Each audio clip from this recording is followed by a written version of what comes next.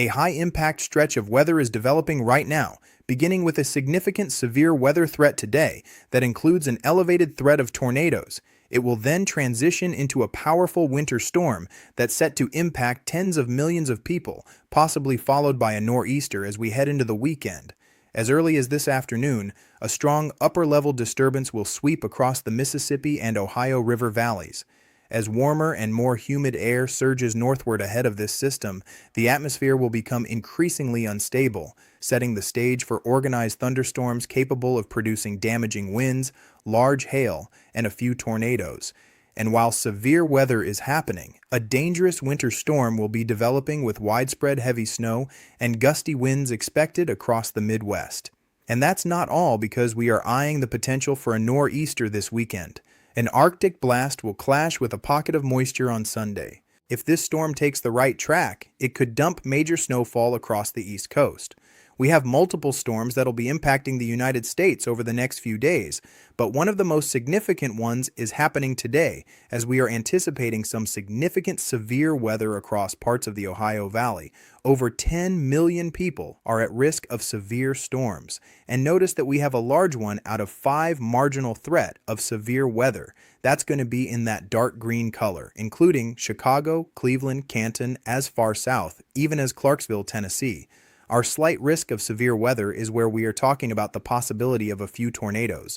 This is where we're anticipating a lot more wind shear to be in place, warmer temperatures, higher dew points, meaning higher moisture, and also more instability, which is storm fuel, and that's going to be in place anywhere in the yellow. And I do think our greatest tornado threat for today will likely set up right in this corridor here. So if you're in Louisville, Evansville, Dayton, back into Cincinnati and Indianapolis, you guys all need to be staying very weather aware this afternoon.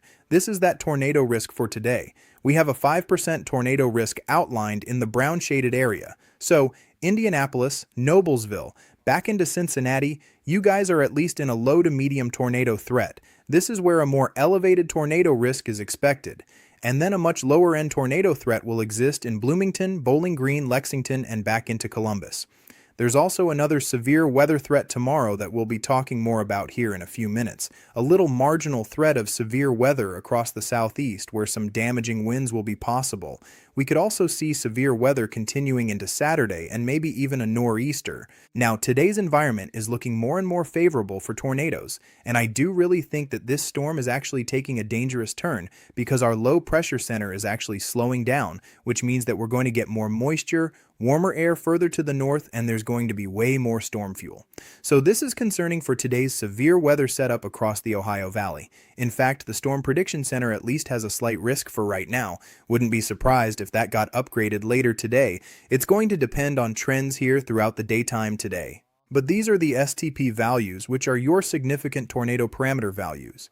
And where you see those reds and oranges mixing in across Kentucky and Illinois and even Indiana, this is where we could have a few tornadoes on the table later today.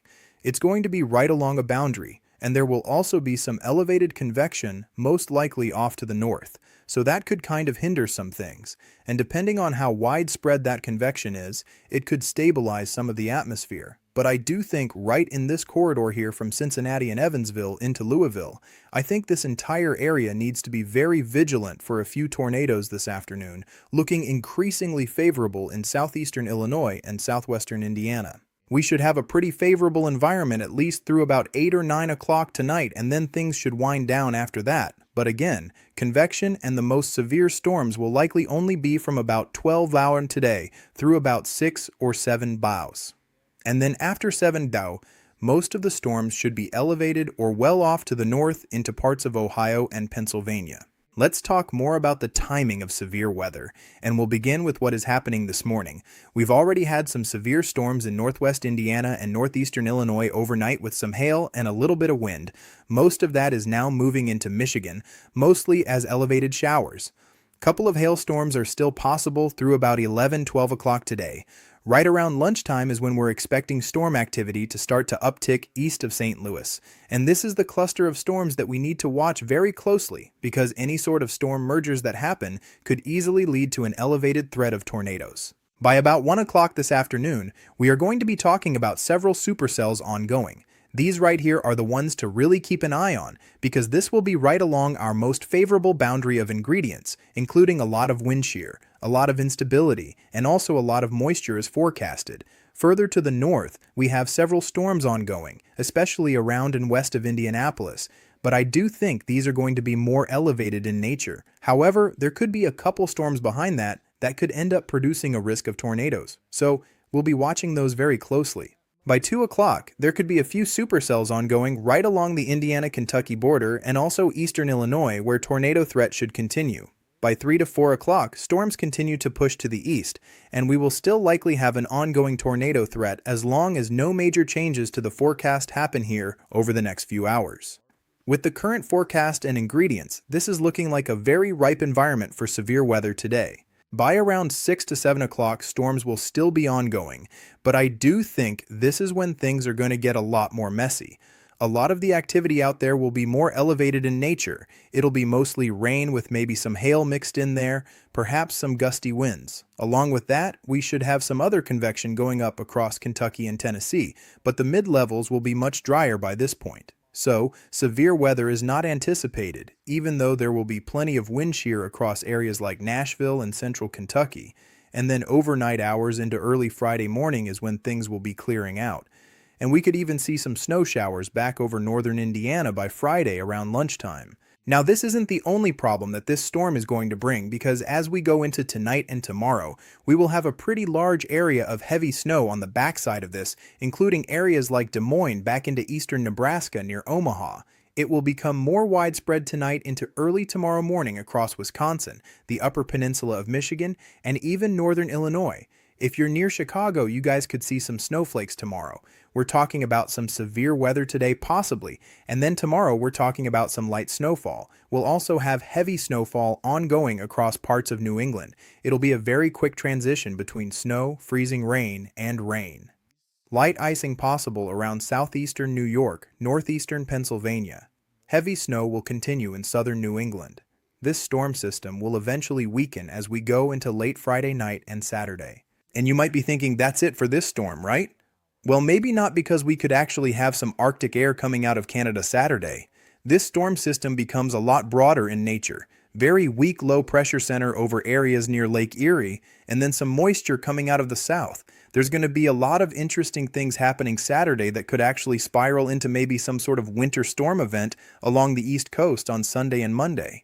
This is still very up in the air, and for this being only about 3 to 4 days from now, there's a lot of uncertainty right now in the intensity of the storm system, but I do think we could be talking about a significant winter storm for parts of mid-Atlantic and the Northeast sometime on Sunday and Monday.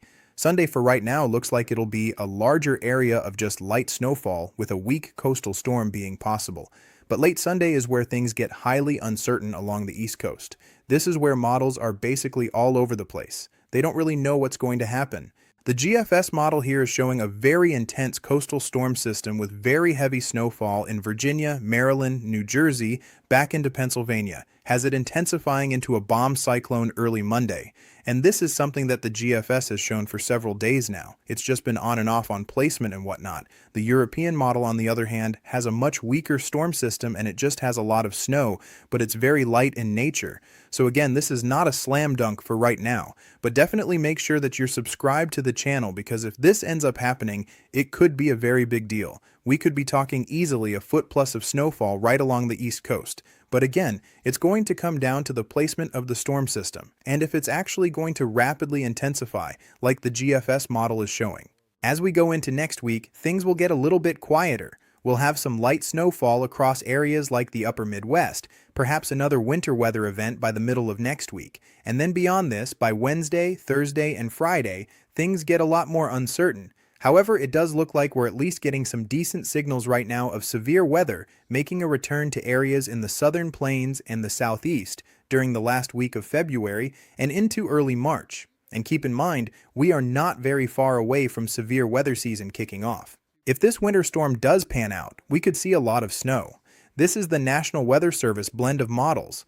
It does not show that much snow. it shows a widespread 2 to 5 inches for most areas, with areas in central and northern New England picking up almost a foot. This right here would be more from the event that's happening tonight and into tomorrow, and also a little bit into early Saturday. But this is the GFS model, which is the model I just showed you. And again, I'm not entirely sure that anything like this will end up happening. If this ends up happening, we'd be talking about a possibly historic nor'easter along the East Coast. But nonetheless, there is definitely a possibility that over a foot of snow could occur if this storm rapidly intensifies. We don't know if that's going to happen yet. Tomorrow we'll have a much better idea though. And the upper Midwest is also expected to pick up several inches of snow here over the next 24 hours. Areas like Des Moines back into central Wisconsin anticipating at least 4 to 8 inches of snow. The upper peninsula of Michigan is expecting a boatload of snowfall out of this winter storm. And also on top of what we're going to be seeing most likely next week, which should add on at least a few more inches. And winter is nowhere near done. We are expecting a significant temperature roller coaster over the next several days. Arctic blasts will arrive Sunday into Monday, impacting almost the entire eastern seaboard. By Tuesday and Wednesday, could have another shot of Arctic air back over in the Midwest and the Northeast. But by next weekend and into early March, the GFS model is showing several signals of colder air. So this is definitely something we'll be keeping an eye on. I do not think winter is anywhere near done. We should at least have 1 or 2 more big winter storms before this winter is done, and we are into severe weather season. The dangerous turn this storm system is taking represents a particularly concerning development in what was already shaping up to be a high-impact weather event. The slowing of the low-pressure center creates conditions that meteorologists recognize as especially favorable for severe weather development, as it allows more time for atmospheric instability to build and for moisture transport to continue feeding the system. What makes this situation particularly noteworthy is the transition from severe weather threats to winter storm conditions and then potentially into a major coastal storm system. This type of evolution requires different types of preparation and response across multiple regions, creating challenges for both forecasters and emergency management officials who must coordinate responses to multiple hazard types occurring in rapid succession. The uncertainty surrounding the potential nor'easter development highlights the challenges inherent in forecasting complex storm systems several days in advance, particularly when atmospheric patterns are already active and multiple systems are interacting. The significant differences between major forecast models underscore the importance of continued monitoring as the event approaches and more observational data becomes available.